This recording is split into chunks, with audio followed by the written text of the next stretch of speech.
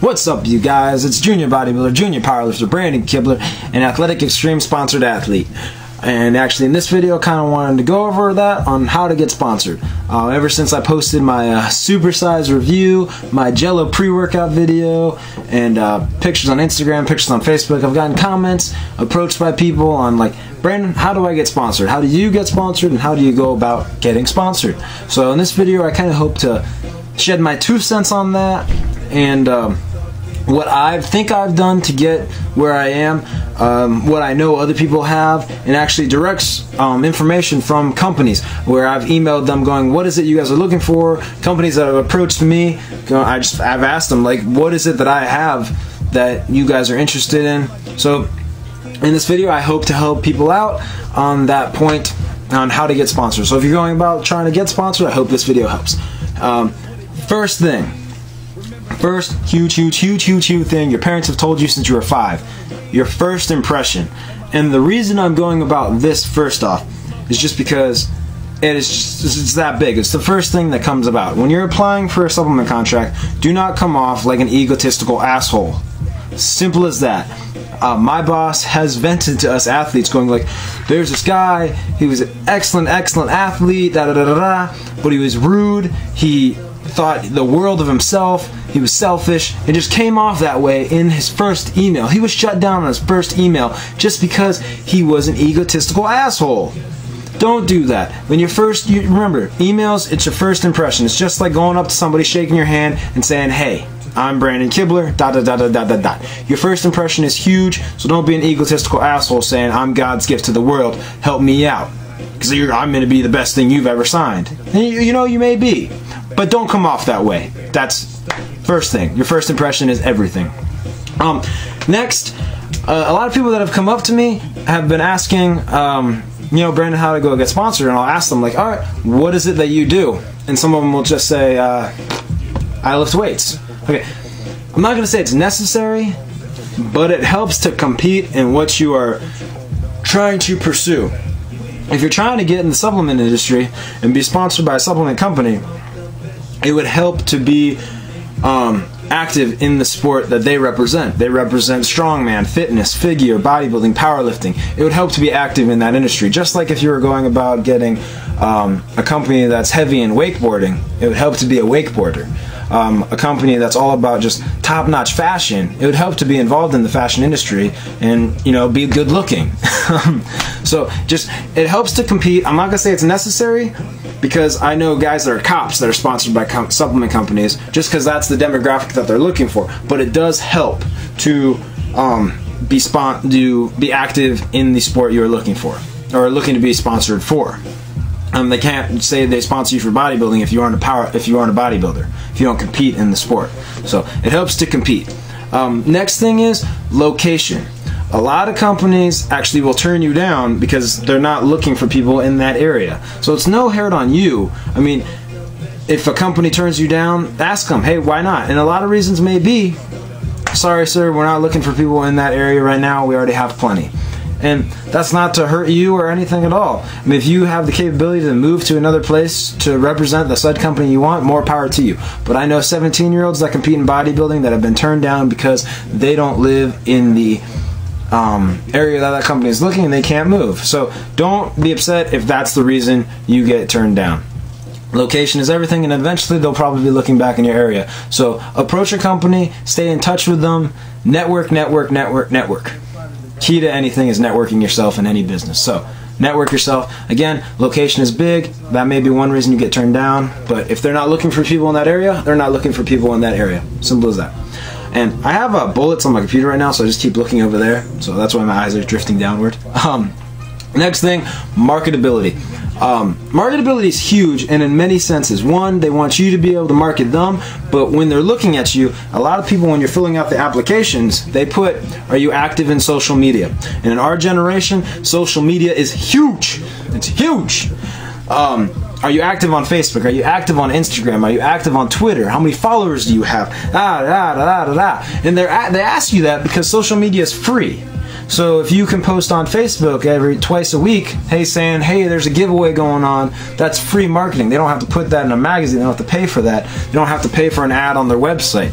So Marketing is huge, and they're going to ask you that. They want to know if you're doing that already, because if you're doing that by yourself to market yourself, a company's going to be like, oh, he'll have no problem trying to help us out too. If Bob over here is a competitive bodybuilder and doesn't do anything though marketing wise, he's just a bodybuilder, a great bodybuilder, whatever, first place, second place, and then you got Joe over here who's second place, third place, but he's marketing. Which one do you think the company's going to look at? They're going to look at the guy who's already on YouTube, already on Facebook, already on Instagram, already putting himself out there. So marketing is huge. So if you don't like putting stuff on Facebook, start putting stuff on Facebook. Start liking that. Put YouTube videos out. There's companies that actually just say, there's so many ways for us to notice you. Put a YouTube video. It's not that hard.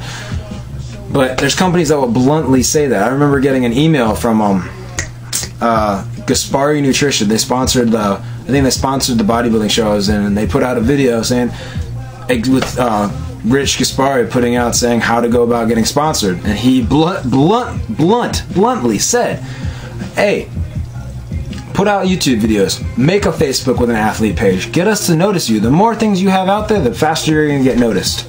The next thing is, and huge thing again, I'm going to say everything's huge because everything's huge. No. ROI, return on investment. They're investing in you by giving you free product, or in some cases giving you a paycheck. They're giving you free products. That is their investment in you. What do you bring to the table? And that can relate back to marketing. What are you doing to them? Are you bringing them people? Are you helping them? Are you doing what they ask of you? Are you doing your job? If you're not doing your job, you're going to get dropped. If you're not bringing a return investment to them, you're going to get fired, you're going to get dropped. Simple as that. And people of the head of the company, they will say it's all about what you bring back. They will drop you. There are millions of athletes out there who want to be sponsored. So if you're not bringing back return investments, they're going to drop you. One of the things, and it kind of goes to competing, is accomplishments. They look for people to be accomplished, but it's not exactly the first thing they look at. They want you to be accomplished. Of course, that helps the company look better. Hey, we have the first place guy, you got the second place guy, who's got the first guy? So it helps with accomplishments. It's not exactly necessary. One of the companies told me we look at that, but we just want people that are active in the sport. Some companies say, hey, we want you to be accomplished. Like, it helps, which makes sense. If you have the guy who's, again, if you have second place and first place, which one's better? So accomplishments. A reason I've been approached by companies is I'm going to school, I'm getting an education. A lot of companies are pushing education because they want people who are educated. They don't want some guy who's just relying on his physical looks in order to get what he wants. And if you can do that, more power to you. But a lot of companies want you to be educated and have that education to back what you have to say up. So education is one big thing. One thing that I was told great thing that I did was in my emails. With companies that I wanted to, that I was pursuing, there was 3 top ones that I was pursuing, and in my emails I would say, I want to grow, I want to take bodybuilding and powerlifting as far as it will take me.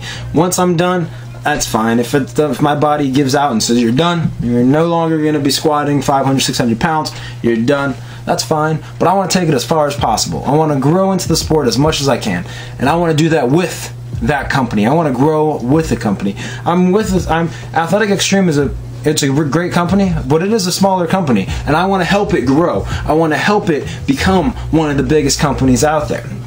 So a lot of companies were excited to hear that I'm enthusiastic to not be a selfish person, to actually say, I want to grow with the company. I want to be great as an individual, but I want to be a part of a great team. I want to be a part of a family that is growing.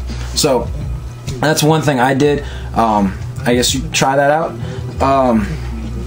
Finally, not to rain on anybody's parade, but if you think you're going to make a living with being a sponsored athlete, sorry to say, it's probably not going to happen. Even the top 5, top 10 bodybuilders in the world, they all have other jobs.